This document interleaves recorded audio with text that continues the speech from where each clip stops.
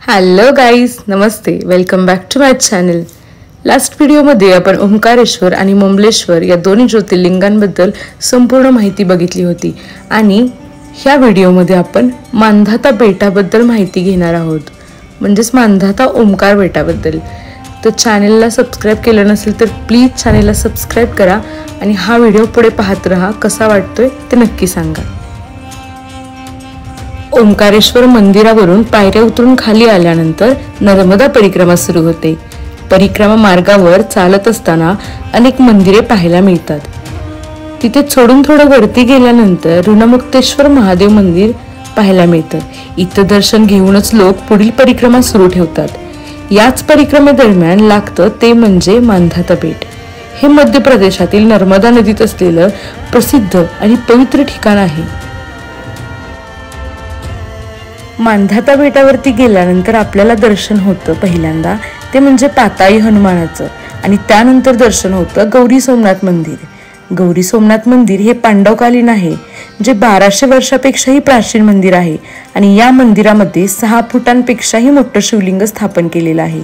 मंदिरावरती अतिशय आकर्षक कोरीव काम देखील आपल्याला पाहायला मिळतं। या मंदिरासमोर जो फलक आहे त्यावरती लिहिलेलं आहे की 1600 ते 1700च्या काळात मराठ्यांनी या मंदिराचं शिखर बांधलं आणि मंदिराचा जीर्णोद्धार केला। इथे खूप साऱ्या गायी होत्या आणि इथलं क्लायमेट खूप एन्व्हायरमेंट एवढं छान होतं की बस।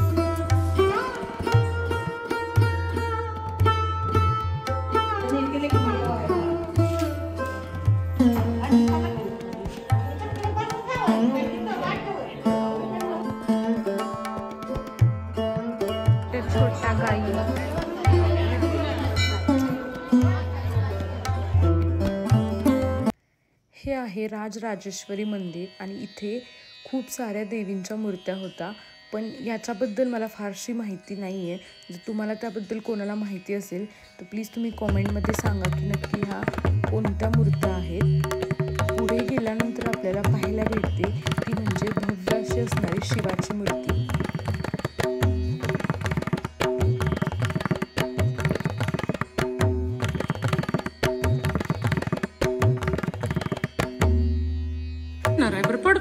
परिक्रमा मार्गावरती आपल्याला खूप सारी प्राचीन मंदिरे पाहायला मिळतात, तसेच वास्तू आणि कला सुद्धा पाहायला मिळतात।